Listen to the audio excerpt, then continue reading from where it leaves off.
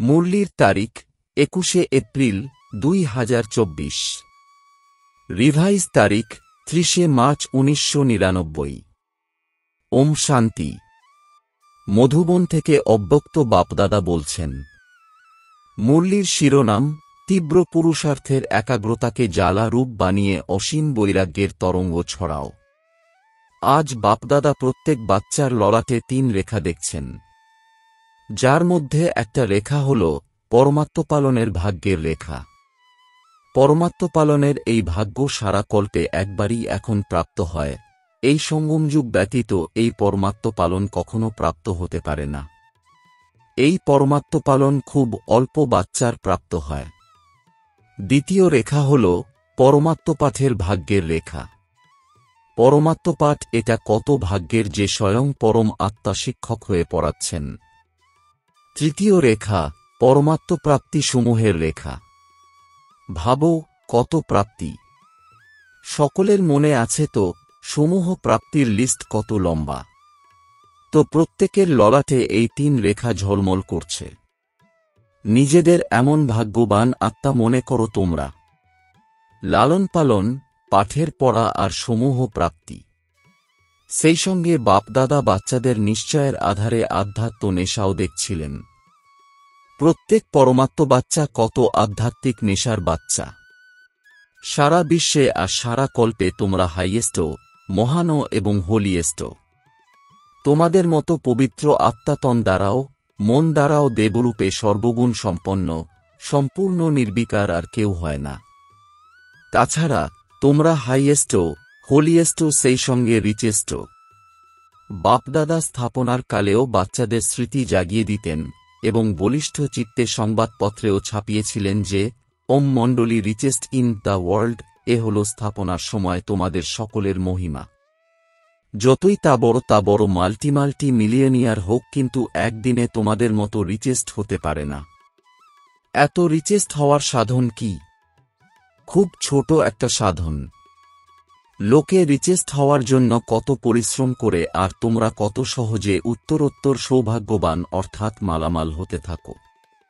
সাধন কি তোমরা জানো তো? শুধু ছোট একটা বিন্দু লাগাতে হবে, ব্যাস। বিন্দু লাগালে আর উপার্জন হল।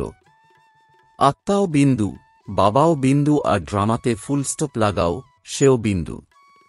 তো বিন্দু আত্মাকে স্মরণ করার সাথে সাথে উপার্জন বেড়ে গেল। সাধারণত লৌকিকেও দেখো বিন্দু দ্বারাই সংখ্যা বেড়ে যায়। একের পিছনে যদি বিন্দু লাগাও তাহলে কি হয়? 10, 2 বিন্দু লাগাও, 3 বিন্দু লাগাও, 4 বিন্দু লাগাও, বাড়তেই থাকে। তো তোমাদের সাধন কত সহজ। আমি আত্মা, এই স্মৃতির বিন্দু লাগানো অর্থাৎ সম্পদের ভাণ্ডার জমা হওয়া। আবার বাবা, বিন্দু লাগানোর সাথে সাথে ভাণ্ডার জমা হয়ে গেল। কর্মে, সম্বন্ধ সম্পর্কে ড্রামার ফুল স্টপ লাগাও, যা অতীত হয়ে গেছে তাতে ফুল স্টপ লাগালে আর ভাণ্ডারের বৃদ্ধি হতে থাকল। তাহলে বলো সারাদিনে কতবার বিন্দু লাগাও? তাছাড়া বিন্দু লাগানো কত সহজ। কঠিন কি? বিন্দু পিছলে যায় কি? উপার্জনের সাধন হিসেবে বাপদাদা কেবল এটাই শিখিয়েছেন যে বিন্দু লাগাতে থাকো। তো সবাই তোমরা জানো কিভাবে বিন্দু লাগাতে হয়। যদি জানো তো এক হাতের তালি বাজাও। পাক্কা তো? নাকি কখনো পিছলে যায়, কখনো লেগে যায়? সবচাইতে সহজ বিন্দু লাগানো। কেউ এই চর্মচক্ষে যদি ব্লাইন্ডও হও, সেও যদি কাগজের উপরে পেন্সিল রাখে তো বিন্দু লেগে যায়। আর তোমরা তো ত্রিনেত্রী, সেই জন্য এই 3 বিন্দুকে সদা ইউজ করো। কোশ্চেন মার্ক কত বাঁকা হয়, লিখে দেখো বাঁকা তো। আর বিন্দু কত সহজ। সেই জন্য বাপদাদা ভিন্ন ভিন্ন রূপে বাচ্চাদেরকে সমান বানানোর বিধি শোনাতে থাকেন। বিন্দুই বিধি, আর কোনো বিধি নেই। যদি বিদেহী হও তবুও বিধি হল বিন্দু হওয়া।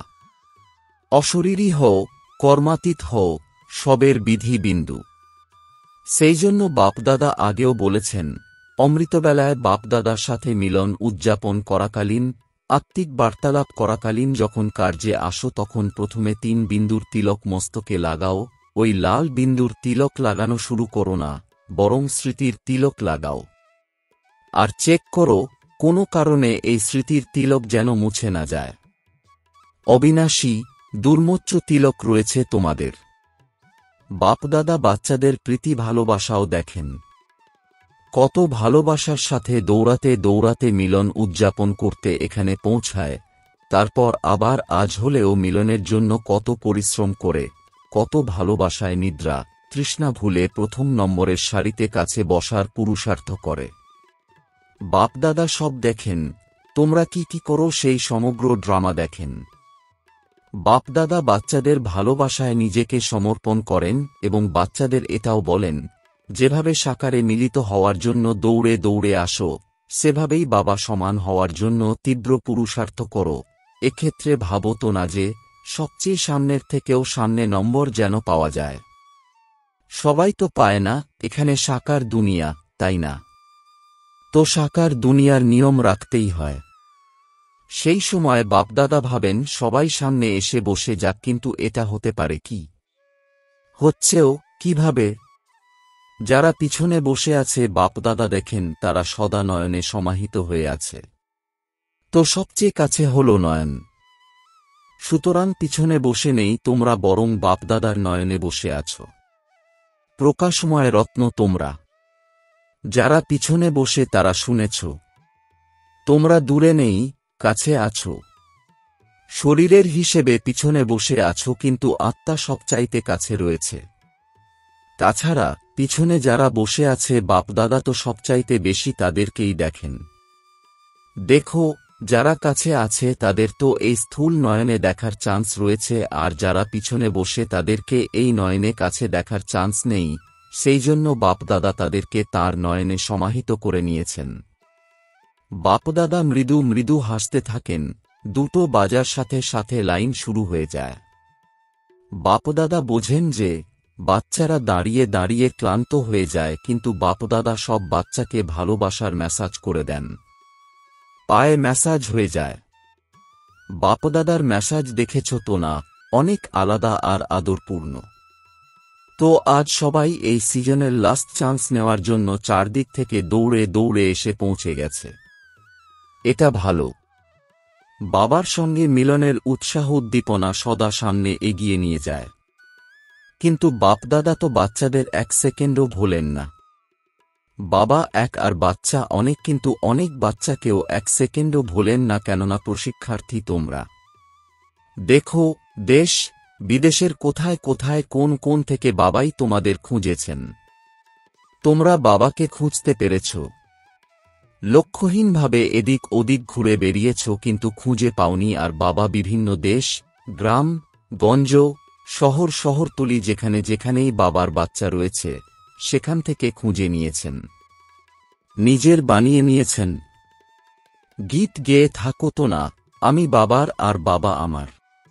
না জাতি দেখেছেন, না দেশ দেখেছেন, না রং দেখেছেন, সবার মস্তকে একই রুহানি রং দেখেছেন, জ্যোতির্বিন্দু। ডবল ফরেনার্স কি ভাবছ তোমরা? বাবা জাতি দেখেছেন কি? তোমরা কালো বা গৌর, শ্যাম বা সুন্দর কিনা দেখেছেন? কিছু দেখেননি। আমার এটা দেখেছেন। তাহলে বলো, বাবার স্নেহ ভালোবাসা নাকি তোমাদের ভালোবাসা? কার আছে? উত্তর দিতে বাচ্চারাও হুঁশিয়ার। বলে, বাবা আপনি বলেন যে ভালোবাসা ভালোবাসাকে টানে, তো আপনার ভালোবাসা আছে তো আমাদের আছে, তবে তো টানে। বাচ্চারাও হুঁশিয়ার আর বাবাও খুশি হন যে বাচ্চারা এত মনোবল উৎসাহ উদ্দীপনা বজায় রাখে। বাপদাদার কাছে অনেক বাচ্চার 15 দিনের চার্টের রেজাল্ট এসেছে। একটা বিষয়ে তো বাপদাদা চতুর্দিকের রেজাল্টে দেখেছেন যে মেজরিটি বাচ্চার অ্যাটেনশন ছিল। তারা নিজেরাও যতটা পার্সেন্টেজ চায় ততটা হয় না, কিন্তু অ্যাটেনশন আছে। এবং যে তীব্র পুরুষার্থী বাচ্চারা আছে, মনে মনে তারা নিজের প্রতিজ্ঞা পুরো করার লক্ষ্যে অগ্রচালিত হচ্ছে। আর অগ্রচালিত হতে হতে গন্তব্যে পৌঁছেই যাবে। মাইনরিটি এখনো কখনো বোরিংসিতে, কখনো আলস্যের বসে অ্যাটেনশনও কম দিচ্ছে। তাদের এক বিশেষ স্লোগান আছে, হয়েই যাবে, করেই যাব। আমাকে যেতে হবে এটা বলে না, যাব। হয়েই যাব, এটা হচ্ছে, হবে ভাবো। যেতেই হবে, এটা তীব্র পুরুষার্থ। বাপদাদা অনেক প্রতিজ্ঞা শোনেন, বারবার খুব ভালো প্রতিজ্ঞা করে। বাচ্চারা এত মনোবলের সাথে প্রতিজ্ঞা করে যে সেই সময় বাপদাদাকেও দিলখুশ মিঠাই খাইয়ে দেয় বাচ্চারা। বাবাও খেয়ে নেন। কিন্তু প্রতিজ্ঞা অর্থাৎ পুরুষার্থে অধিকতম লাভ। যদি লাভ নেই তো প্রতিজ্ঞা শক্তিশালী নয়। সুতরাং যদিও বা প্রতিজ্ঞা করো, অন্তত দিলখুশ মিঠাই খাওয়াও তো না। এই সঙ্গে তীব্র পুরুষার্থের একাগ্রতাকে অগ্নিরূপে নিয়ে এসো। জ্বালামুখী হও। সময় অনুসারে মনের যা কিছুই রয়ে গেছে, সম্বন্ধ সম্পর্কের হিসাবনিকাশ, সেসব জ্বালা স্বরূপের দ্বারা ভস্ম করো।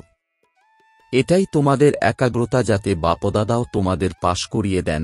কিন্তু এখন একাগ্রতাকে অগ্নিরূপে নিয়ে এসো। বিশ্বে একদিকে ভ্রষ্টাচার, অত্যাচারের অগ্নি হবে, অপরদিকে তোমরা সব বাচ্চার পাওয়ারফুল যোগ অর্থাৎ একাগ্রতার অগ্নি জ্বালারূপে আবশ্যক। এই জ্বালারূপ এই ভ্রষ্টাচার, অত্যাচারের অগ্নিকে সমাপ্ত করবে এবং সকল আত্মাকে সহযোগ দেবে। তোমাদের একাগ্রতা জ্বালারূপ হোক অর্থাৎ পাওয়ারফুল যোগ হোক, তো স্মরণের এই অগ্নি সেই অগ্নিকে সমাপ্ত করবে এবং অপরদিকে আত্মাদের পরমাত্ম সমাচারের শীতল স্বরূপের অনুভূতি করাবে। অসীম বৈরাগ্যের বৃত্তি প্রজ্জ্বলন করাবে। একদিকে ভস্ম করাবে, অন্যদিকে শীতলও করাবে।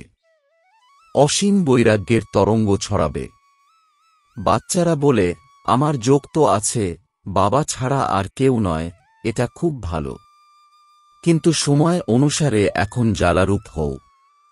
সারকে যে শক্তিসমূহের শক্তি রূপ, মহাশক্তি রূপ, সর্বশস্ত্রধারী দেখানো হয়েছে, এখন সেই মহাশক্তি রূপ প্রত্যক্ষ করাও। পাণ্ডব হও বা শক্তি হও, সবাই সাগর থেকে নিঃসৃত জ্ঞান নদী। তোমরা সাগর নদী, জ্ঞান গঙ্গা। তো সমূহ জ্ঞান গঙ্গা এখন আত্মাদের নিজের জ্ঞানের শীতলতা দ্বারা পাপের অগ্নি থেকে মুক্ত করো। এটাই হল বর্তমান সময়ের ব্রাহ্মণের কার্য। বাচ্চারা সবাই জিজ্ঞাসা করে এই বছরে কি সেবা করা যায়। তো বাপদাদা প্রথম সেবা এটাই বলেন যে এখন সময় অনুসারে সব বাচ্চা বানপ্রস্থ অবস্থায় রয়েছে, তো বানপ্রস্থি নিজের সময় সাধন সব বাচ্চাকে দিয়ে স্বয়ং বানপ্রস্থি হয়। সুতরাং তোমরাও সবাই নিজের সময়ের খাজানা, শ্রেষ্ঠ সংকল্পের খাজানা এখন অন্যদের প্রতি নিয়োগ করো। নিজের প্রতি সময় সংকল্প কম লাগাও। অন্যদের প্রতি নিয়োগ করায় নিজেও সেই সেবার প্রত্যক্ষ ফল খাওয়ার নিমিত্ত হয়ে যাবে। মনসা সেবা, বাচা সেবা আর সবচেয়ে বেশি ব্রাহ্মণ হোক বা যে কেউই সম্বন্ধ সম্পর্কে আসুক, তাদেরকে মাস্টার দাতা হয়ে কিছু না কিছু দিতে থাকো। নিঃস্বার্থ হয়ে খুশি দাও, শান্তি দাও, আনন্দের অনুভূতি করাও, প্রেমের অনুভূতি করাও। দিতে হবে, আর দেওয়া মানে সতই নেওয়া। যে কেউই যে সময়ে যে রূপে সম্বন্ধ সম্পর্কে আসুক যেন কিছু নিয়ে যায়। তোমরা মাস্টার দাতার কাছে এসে যেন খালি না যায়। ব্রহ্মা বাবাকে যেমন দেখেছ, চলতে ফিরতেও যে কোনো বাচ্চা যদি সামনে এসে যায় তো কিছু না কিছু অনুভূতি ব্যতীত খালি যায় না। এটা চেক করো, যেই এসেছে তারা পেয়েছে কিছু না কিছু দিয়েছ, নাকি খালি চলে গেছে। খাজানায় যে পরিপূর্ণ হয় সে না দিয়ে থাকতে পারে না। অটুট অখণ্ড দাতা হও। কেউ চাইবে না। দাতা কখনো এটা দেখে না যে এ চাইবে তো দেব। অটুট মহাদানী, মহাদাতা নিজেই দেয়। তো এই বছরে প্রথম সেবা মহান দাতা হওয়ার সেবা করো। দাতা দ্বারা যা কিছু প্রাপ্ত করেছ তোমরা সেটাই দিয়ে থাকো। ব্রাহ্মণ কোনো ভিখারি নয়, বরং সহযোগী। তো ব্রাহ্মণদের নিজেদের পরস্পরের মধ্যে দান দিতে হবে না, সহযোগ দিতে হবে। এটা হলো প্রথম নম্বরের সেবা। আর সেই সঙ্গে বাপদাদা বিদেশের বাচ্চাদের খুশখবর শুনেছেন, তো বাপদাদা দেখেছেন যে এই সৃষ্টির আওয়াজ ছড়ানোর নিমিত্ত তিনি যে মাইক নাম দিয়েছেন সেটা বিদেশের বাচ্চারা নিজেদের মধ্যে সেই কার্য করেছে। আর প্ল্যান যখন তৈরি হয়েছেই, প্র্যাকটিক্যাল তো হতেই হবে। কিন্তু ভারতেও যে 13টা জোন আছে, প্রতিটা জোন থেকে কমপক্ষে এক এমন বিশেষ নিমিত্ত সেবাধারী যেন হয়, যাকে মাইক বলো বা যা কিছু বলো, আওয়াজ ছড়িয়ে দিতে পারবে এমন বিশেষ কাউকে নিমিত্ত বানাও। বাপদাদা এটা ন্যূনতম বলেছেন, কিন্তু বড় বড় দেশে এমন নিমিত্ত যদি হতে পারে তবে শুধু বিভিন্ন জোনের নয়, বরং বড় দেশের থেকেও তাদের এমন তৈরি করে প্রোগ্রাম বানাতে হবে। বাপদাদা বিদেশের বাচ্চাদেরকে হৃদয় থেকে হৃদয়ে অভিনন্দন জানিয়েছেন। এখন শব্দেও জানাচ্ছেন যে প্ল্যান প্র্যাকটিক্যালি করবে তা প্রথমে বাপদাদার সামনে তোমরা নিয়ে এসেছ। কার্যত বাপদাদা জানেন যে ভারতে এটা করা আরও সহজ, কিন্তু এখন কিছু কোয়ালিটি আত্মার সেবা করার শ্রমিক সহযোগী বানাও। অনেক সহযোগী আছে, কিন্তু সংগঠনে তাদেরকে আরও সমীপে নিয়ে এসো। এর সাথে সাথে বাপদাদার এই সংকল্প রয়েছে, প্রতিটি বড় শহরের যে এরিয়া হয় তা অনেক বড় হয়, প্রতিটি সেন্টারকে তাদের নিজের এরিয়া থেকে এইরকম বিশেষ কাউকে তৈরি করা আবশ্যক। কেননা সময় সমাগত প্রায়, আর লাস্ট সময় তোমাদের সবাইকে নিজেদের পরিচয় নিজেদের দিতে হবে না, তারা স্পিকার হোক আর তোমাদের তরফে যেন স্পিচ দেয়, তোমরা সার্চলাইট হবে। সুতরাং তোমাদের প্রত্যেককে নিজের এরিয়া থেকে এমন মাইক তৈরি করতে হবে। প্রতিটা এরিয়াতে কোনো না কোনো বিশেষ বিজনেসম্যান বলো কিংবা প্রধান বলো, ভিন্ন ভিন্ন বর্গে থাকেই।